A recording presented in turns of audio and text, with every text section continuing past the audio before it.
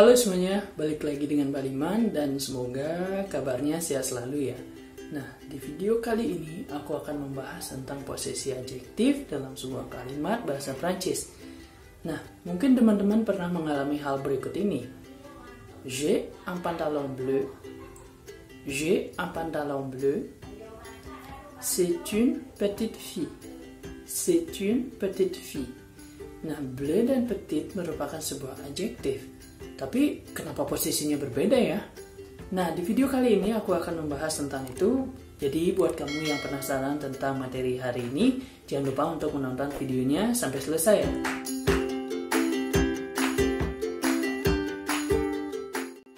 Oke, sebagaimana judul di video kali ini, aku akan menjelaskan tentang posisi adjektif di dalam kalimat bahasa Prancis. Namun sebelum kita mulai ke sana, kita brainstorming dulu sedikit tentang apa itu adjektif. Nah, adjektif merupakan sebuah istilah linguistik yang umum kita kenal sebagai sebuah kata sifat. Nah, fungsi kata sifat adalah menemani kata benda dan memberikan informasi tambahan tentang kata benda itu.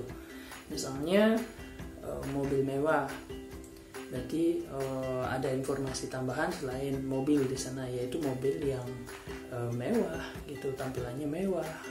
Kemudian mobil warnanya kuning, ya.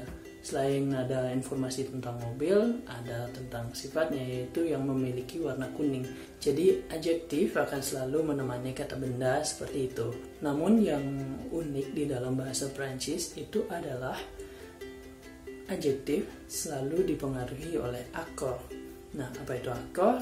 Akor merupakan perubahan atau penyesuaian adjektif yang dilakukan ketika dipengaruhi oleh gender dan juga jumlah.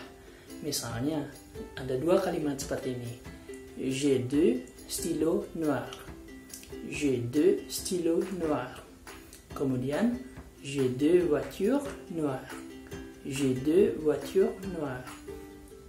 Keduanya sama-sama menggunakan adjektif berupa warna hitam, yaitu noir. Tapi bentuk adjektifnya itu berbeda. Ada yang noir tanpa e, kemudian ada noir dengan e.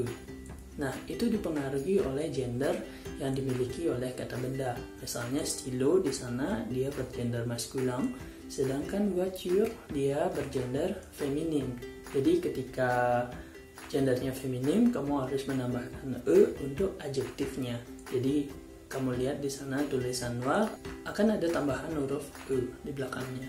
Lalu karena kita ketahui ada deux stylos dan deux voitures yang artinya dua pulpen dan juga dua mobil, itu berarti kamu harus menambahkan s di setiap adjektifnya untuk menandakan bahwa keduanya bersifat jamak. Nah, itulah penyesuaian yang harus dilakukan ketika kamu ingin menggunakan adjektif dalam berbahasa Prancis. Oke, sampai di sana dulu, dan sekarang kita akan membahas tentang posisi-posisi adjektif di dalam bahasa Prancis yang dipengaruhi oleh beberapa faktor berikut ini. Nah, faktor yang pertama adalah adjektif yang terdiri dari 1 hingga 2 suku kata. Nah, ketika kamu menggunakan adjektif dengan ketentuan berikut ini, maka kamu harus menempatkannya di depan kata benda. Misalnya seperti un petit village. Un petit village. Nah, petit itu terdiri dari 2 suku kata. Jadi kamu letakkan dia di depan kata benda, yaitu village. Jadi un petit village itu berarti sebuah desa yang kecil. Contoh yang lainnya yaitu une belle fille. Une belle fille itu berarti gadis yang cantik. Belle itu terdiri dari 1 suku kata. Jadi kamu letakkan dia di depan kata benda yaitu fille. Jadinya une belle fille. Selanjutnya, ketika kata sifat terdiri lebih dari 2 suku kata, maka kamu letakkan dia di belakang. Misalnya, une soirée sympathique. Une soirée sympathique. Sebuah malam yang mengesankan atau sebuah pesta yang mengesankan di malam hari. Nah, karena sympathique itu terdiri lebih dari 2 suku kata, maka kamu letakkan dia di belakang kata benda. Sekarang udah paham kan ya sampai di sana kenapa dia bisa di depan, kenapa dia bisa di belakang. Nah, karena faktor-faktor tadi itu. Dan kemudian ada juga faktor yang lain, yaitu dipengaruhi oleh partisipasi yang fungsinya sebagai kata sifat. Misalnya, le chocolat fondu le chocolat fondu, lelehan coklat. Nah, fondu merupakan sebuah kata yang sudah dikonjugasikan dan dia menjadi partisipasi di dalam contoh itu, dan kamu harus meletakkannya di belakang kata benda.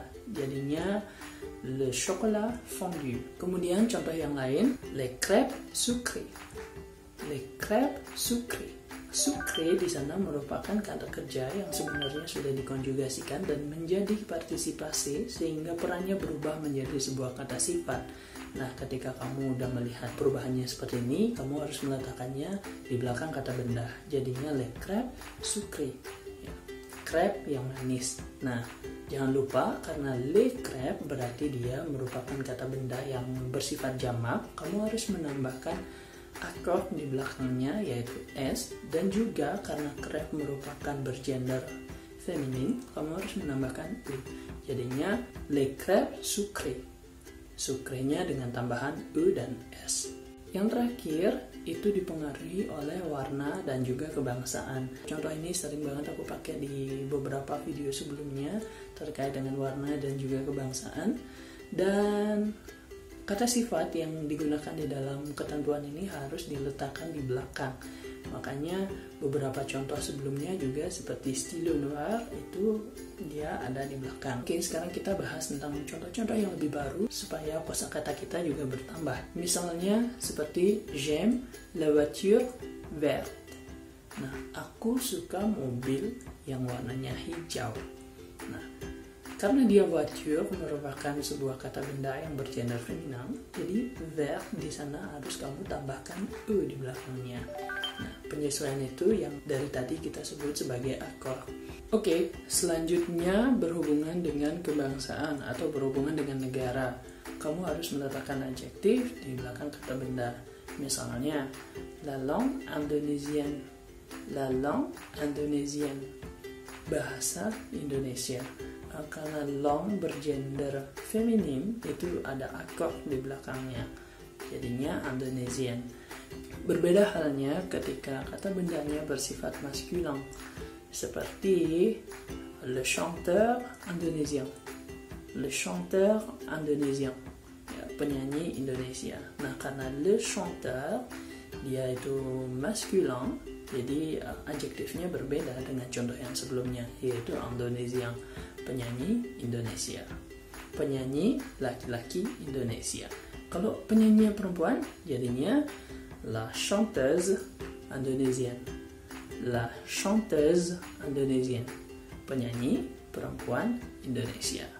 Oke, memang antara bahasa Indonesia dan bahasa Prancis memiliki strukturnya masing-masing ya, karena mereka gendernya itu sudah diterangkan di dalam kata bendanya, sedangkan kita ya penyanyi perempuan, penyanyi laki-laki. Nah, kalau dalam bahasa Prancis ya chanteur, chanteuse, di sana udah ada keterangan gendernya.